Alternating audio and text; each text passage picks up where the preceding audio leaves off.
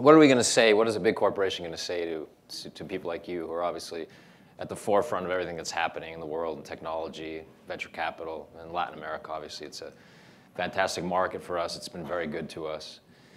So, at the end of the day, Robin was concerned about what we do to get not only more people here, but more people watching us on the internet. So what we decided to do is to get everybody out of here. We're going to clear out the chairs, and we're all going to come back, and we're going to dance the Gangnam Style on the internet. And I guarantee you we're going to have massive, massive trending topic, viewers, et cetera, et cetera. So, but actually, that's not a laughing matter. For us, having a simple video, DJ, make up a dance, and have what is probably going to be 1 billion views by the end of the year within a few months is absolutely, to us, it's very scary, but at the same time, it makes us move and it makes us change. So what we would say the only constant, as we had in the last slide, is change. So for Televisa, which is a very big company, and a lot of you guys know about it, started off as a radio company, then became a television company, and we've been moving through all these businesses, and really Televisa has never really disinvested from any of these big businesses they've been involved in. All of them have been supporting the infrastructure of production that we have. We've gone from linear, simple linear business models such as radio, television, paid television networks, to a nonlinear world today of the size and the 1 billion Gangnam Style views on YouTube. So basically, we look at our sort of geocentric universe, which doesn't exist anymore. How do we survive? Hugh, do you want me to do this over here? Sure. Okay.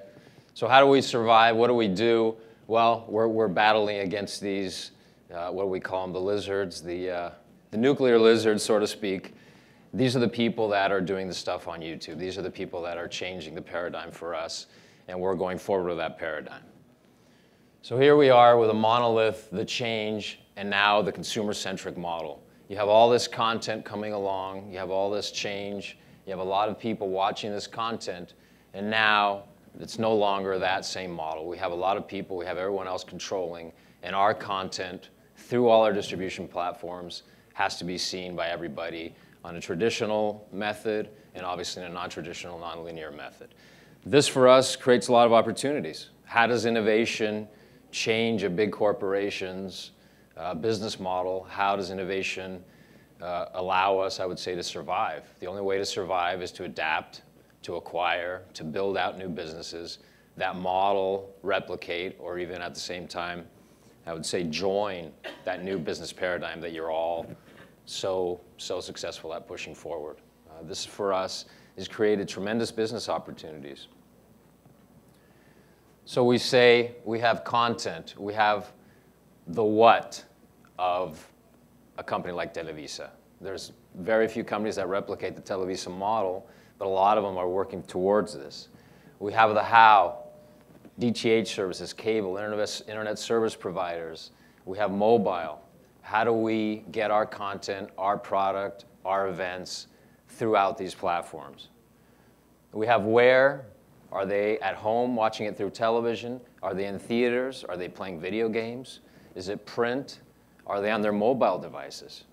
These are the questions big corporations ask while we're watching what's happening. Our advantage of being in Latin America is we get to watch what happens in the United States, what happens in Europe, and we can see it happening a lot slower down here, maybe a few years behind, although we jump huge time gaps to get those, I would say, technology innovations into Latin America. And the when is, are they watching it through video-on-demand services now? Are they watching it still on traditional linear models? Are they still listening to it on radio? Are they watching it live? Are they there at the event? Are they seeing it through the video monitors at the event? Are they watching it on catch-up? You all have TiVos and you all have your personal DVRs where you watch or record or even go online and watch through those same services of the same companies that produce that content. But the big question is why? So Televisa asked this question, and why? It's because we want to entertain, which is the roots of Televisa, and we want to connect with the viewers. It used to be that we would produce content and people would go home and watch it on television or they'd listen to it on radio. Now there's a whole bunch of stuff happening. People are all over the place. They're sitting in rooms, they're tweeting, they're doing it on their mobile devices. And Televisa has created a very interesting sphere of businesses in all of these different quadrants. And I think this is what has allowed big companies like Televisa to survive, be successful, and obviously adapt and model and innovate along with what you all are doing currently. So we're very proud of this. This is very complicated. It requires, obviously, a lot of people. It's a company that's over 20,000 people large, and obviously operates in over 100 countries throughout the world. Our core competency is content, all the way through mobile nonlinear devices, or actual being able to get our content out so everyone can watch it wherever they are and wherever they want to see it. That's cliche, but it's the reality. It's what's happening to business. We don't consider this old, we consider it new, even though the company has obviously been around since the 1930s. So what we want to do here for the last few minutes is show you how we have an award-winning series we launched a few months ago.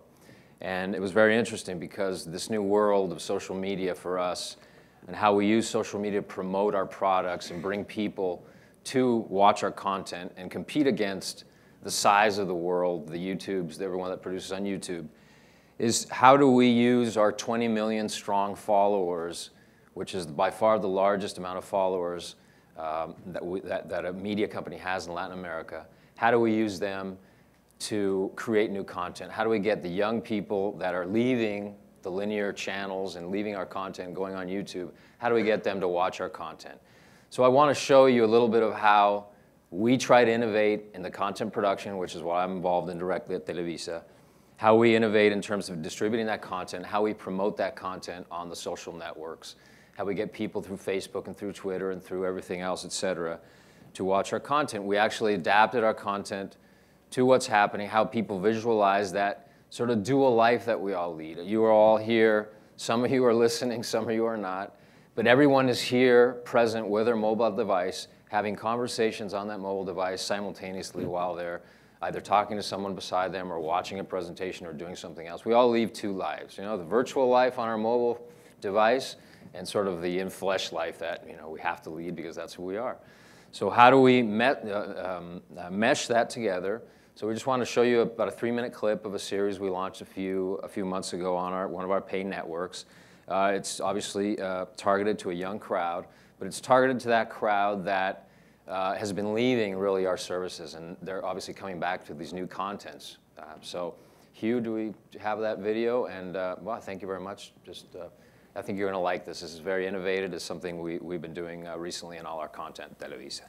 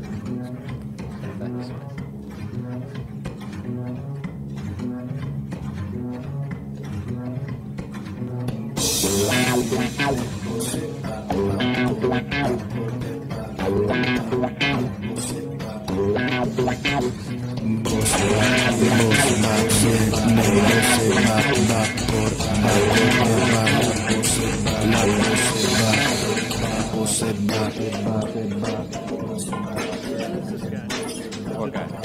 It was one of our productions recently.